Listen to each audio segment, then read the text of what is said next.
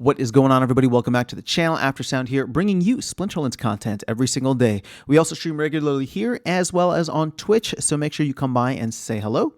This video is also brought to you by My Music, which is available anywhere you stream music under the name Aftersound, and I do have a new song coming out very soon called Run, which will be available on January 1st. And if you're on Spotify, there is a link in the description below to pre-save the song, and I would appreciate if you would consider doing that simply because it does help the algorithm. So, appreciate the support. Let's go ahead and dive into the topic of today's video, which is Glamour on land. Now, this is just an idea that I have. Again, we don't have land 1.75 yet. We don't have Glamour out into the mix. Hopefully those two things are going to be something that will be launched within the next couple of months, or Q1 of next year is what the team has planned.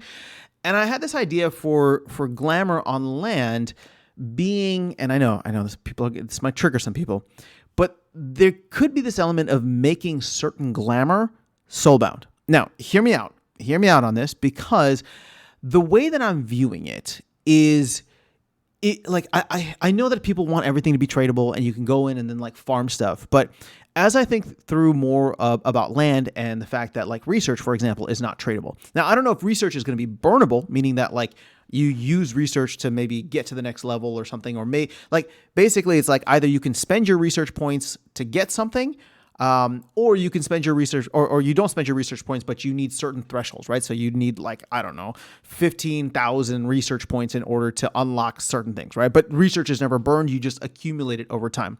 Now, I think that research should be burned, but that's just me, and we'll see how the team ends up designing things. And so therefore, going back to this Glamour on land, or this Glamour for land, or units on land, I think would be really interesting because it will offer an opportunity and really an incentive and motivation for people to come in and participate in land, even if it's just like a tiny amount, right? So they come in, and the only way to get certain Glamour for certain cards maybe will be to actually have research. Now, since research is not transferable, right, you'll only be able to get this if you go through and actually work land yourself. Of course, if we had everything be tradable, then research would be tradable, but obviously that's not going to be the case. But let's say you could go and then like farm these different Glamours and then sell them on the secondary market. Again, that would be cool. And I guess maybe, if there's a market for it, then people will go through and do that. It's not the worst thing in the world, but I'm trying to think through the implications of like, is it better to have top tier accounts going in and farming whatever kind of Glamour there is, selling or dumping that on the secondary market if there is a demand for it? Or is it better to encourage and incentivize people to come in and buy a plot or two of land, right? And then focus on, hey, if you want to get, access to certain Glamour, which again is not required for anything in the game. It's primarily cosmetic, but if you want to get access to this, could it be something like really cool where it's like a promo Glamour that allows you to get like bonuses on your glint or whatever the case is, but it ends up being something that's actually really awesome, and you can only get it by actually having land and actually collecting research over time. So there's two different ways to play it here, right? Now I'm trying to advocate for the latter of it being soulbound rather than things being tradable.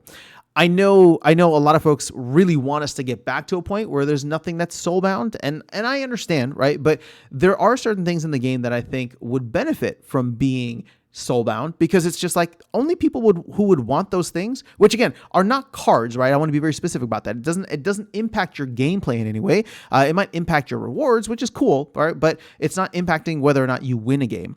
And so therefore, it's like if you allow these things to be a little bit more non-tradable or soulbound, well, then you only have certain people going in and chasing after them. But if it's something cool, if it's something that is worthwhile, then people will go in just for the flex, just for the bonuses, for whatever it is. And then you get a wider participation in land and on land, right? And even more so in, let's say somebody has like multiple accounts that they're running and they want this Glamour, whatever the case is. Well, now they have to own land and get research across multiple accounts.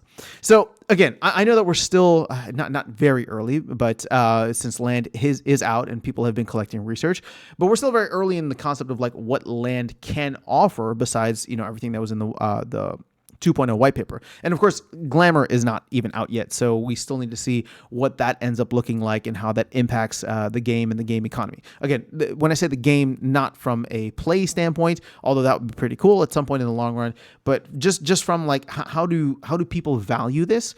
Will people chase it? Will people get involved? And what is that going to look like for the game and the game economy, especially for the glamour that does end up being tradable?